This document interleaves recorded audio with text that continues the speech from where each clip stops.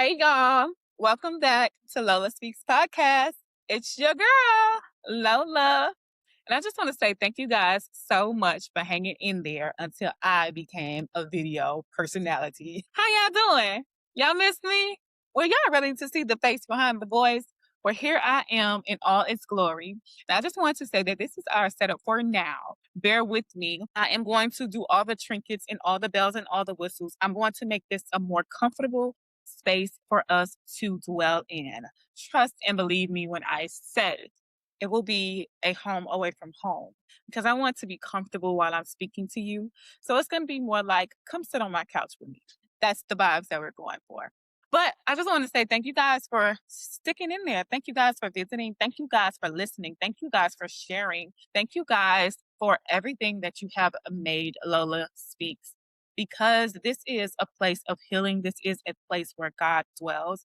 This is a place where I am overjoyed to even be a part of and to even be able to share my innermost thoughts and my heart with you guys, because that's really what it is. It's really me sharing my heart and my innermost thoughts and my feelings and the love that I have for God, of course, and just being authentically me with you guys. And I hope that it's coming across as that, because that's just who I am.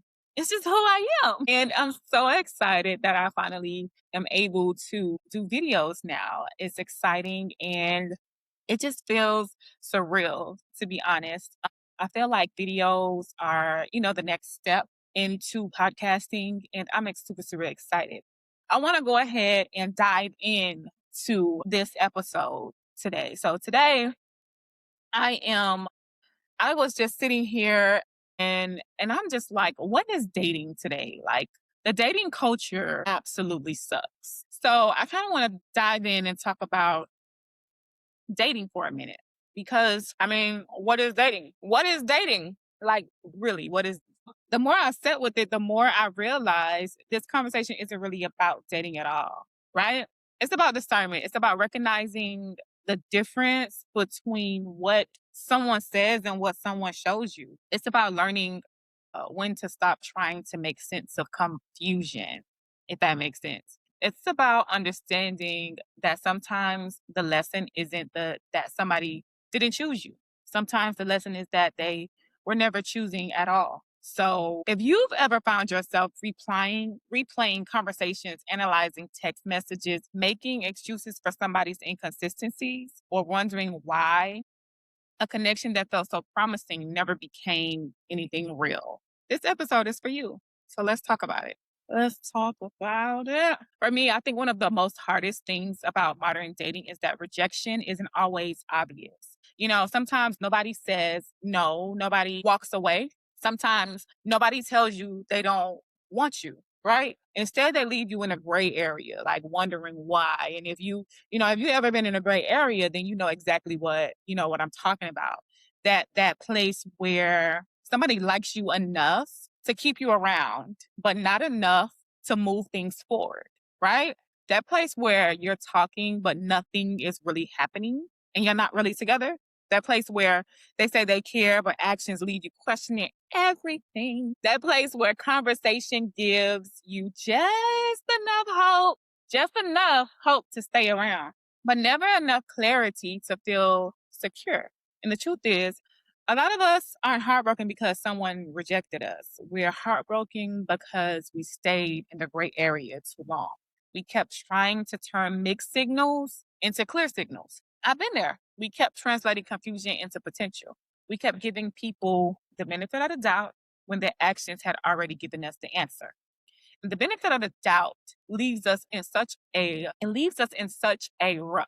It leaves us in such a place because the benefit of the doubt is like believing in potential. And, sometimes people can't live up to their potential, and that hurts, because if we're honest, sometimes the signs were always there. They were always there. We just didn't want to see them. We ignored them. We ignored all the red flags. We said, baby, we ignored all of them. Excuse me, y'all. My emotional support gum almost took me out. I remember a season in my life where I spent more time trying to understand someone's behavior than I spent evaluating whether that behavior was actually working for me. Think about that. Like, I wasn't asking, is this healthy? I wasn't asking, does this align with what I want?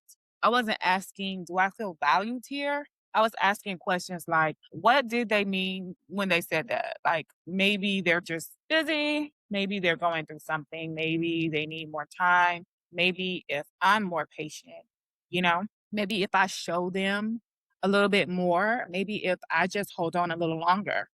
And before I knew it, I was investing energy into potential instead of reality. And that was a dangerous place for me to be because potential is who somebody could become. Is who somebody could become. Potential is nobody lives up to potential. And we have to really realize that potential is just that. It's what we foresee for them, not what they foresee for themselves. We be so head over heels on what potential looks like to us. But we forget that the way that we see people isn't the way that they see themselves. Potential is just that potential from my eyes, not theirs. They can see potential in you too, but you could probably possibly have the potential to grow into that person that they see. But most men, they don't have that potential to grow into nothing that we see, and that's the reality is that we're choosing to be right for right now. And too many of us fall in love with potential. One of the biggest lessons I've learned is that confusion is information. Because what did God say? That he will not, he will not. I don't know the exact verse right now, but he will not put you in a confusing, like he won't put you in a confusing situation. No, there will be no confusion when it's God's name. It's gonna be clear as day. Confusion is information. It's telling you enough. Not everything requires investigation. Not everything requires a meeting. Not everything requires a 3 hour conversation with your best friend trying to decode what somebody meant. Like sometimes confusion is the answer. Sometimes inconsistency is the answer. Sometimes, that avoidance is the answer. The silence is the answer. And the reason we struggle with that is because we want certainty from people who aren't offering it. We want commitment from people who haven't decided. We want consistency from people who are only showing up when it's convenient for them. And then we wonder why we're exhausted. Baby, you're exhausted because uncertainty is heavy. Carrying hope for someone who isn't carrying the same vision is heavy. Trying to build a relationship by yourself, that shit is heavy. Wondering where you stand every freaking day is heavy. And eventually, your heart gets tired. The older I get, the less impressed I am by words. I know that sounds kind of harsh, but words don't mean shit to me. Excuse my French. Because you could talk my ear off and tell me all the beautiful things that you would love to see or love to do. Words are beautiful. Words do matter. Communication, matters. But words without action are just possibilities. Anybody can tell you what they want to do. Anybody can tell you how much they care. Anybody can tell you what they see for the future.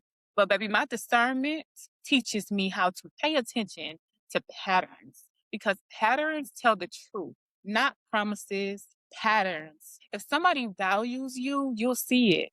If somebody prioritizes you, you'll see it. If somebody is intentional, you'll see it.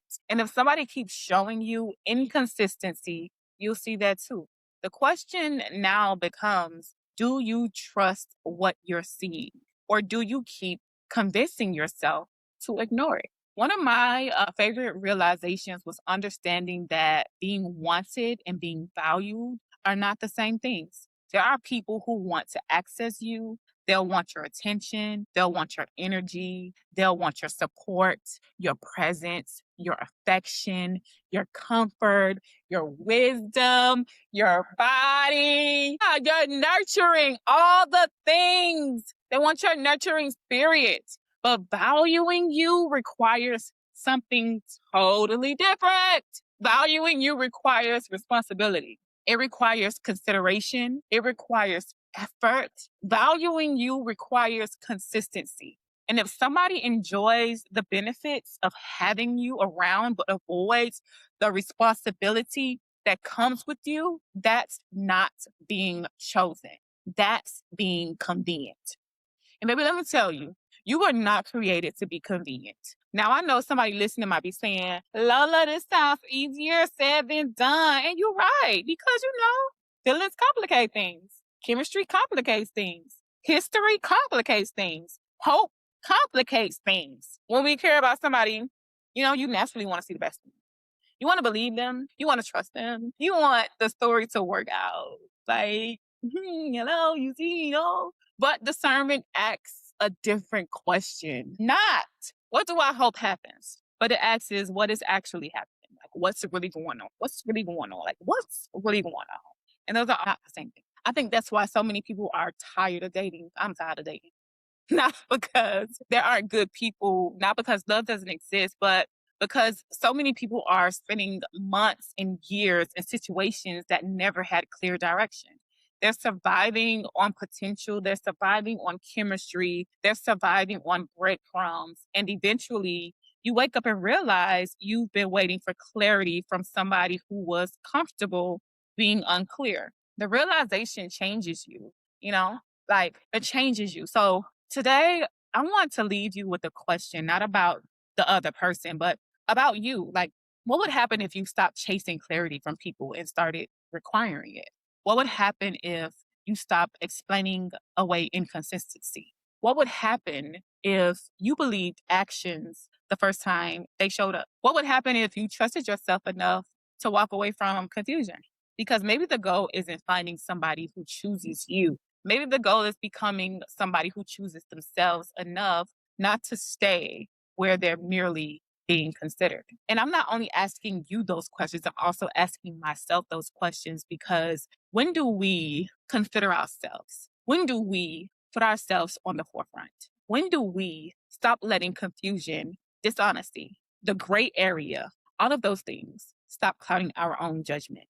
When do we stop ignoring the red flags? When do we set boundaries and stick to them? When do we choose us? When? Because as women, we naturally want to fix things. We naturally want to know why. We naturally want to nurture. It's natural, right?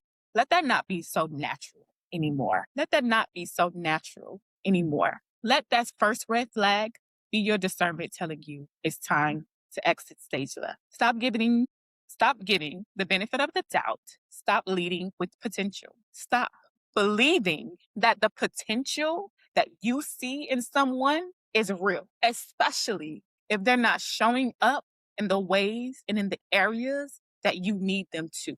Stop letting people breadcrumb you so that you can stay around. Nobody has told you today. Let me remind you, you deserve clarity. You deserve consistency. You deserve honesty. You deserve reciprocity. You deserve connections that don't leave you questioning your worth. You deserve so much more than what you've been allowing. Trust and believe me when I say this, that God does not allow confusion into our lives. Anything that is ordained, anything that is sent from Him will be clear as day. He will not allow anything to cloud your judgment. Confusion is the enemy. Flee. Get thee from me. You do not belong here. You are not welcomed here. I don't want you here. Okay? Confusion can no longer live in this dwelling. Confusion can no longer exist over here. And actions absolutely speak louder than words. Stop letting people tell you what they want to do, what they foresee for you, how much they love you, how much they care. If they ain't showing it, baby, at 6 stage left, I'm telling you, stop believing in potential. Please, my ladies, even my gentlemen. Because there's some men that believe in potential too and be led on by these women all the time. All the time, all the time, all the time. But believe in your intuition. Always ask God to remove those things out of your life that are no longer benefiting you. And that speaks to your clarity and your discernment. Asking God to clarify those things that you feel are confusing you at the moment. Stop dwelling in that area because you don't belong there. You deserve so much more. You deserve so much more. You deserve so much more. That is all that I have for y'all today. Because we could talk about dating all day and all night, and we could see, we could talk about how trifling men are and how trifling some women are as well. But that's another episode for another day. I just wanted to pour some light into the ones that feel like, There is no ending. There is no, what is it? There is no light at the end of the tunnel when there really is. I don't want you to not want love, because I still want love. Although the dating pool for me has been full of crap, I still want love. I still want a relationship, but one that's rooted in intention, one that's rooted in consistency, and one definitely that's rooted in God. I don't want confusion in my life any longer. I don't want inconsistency in my life any longer. So therefore, I have to stop ignoring the red flags.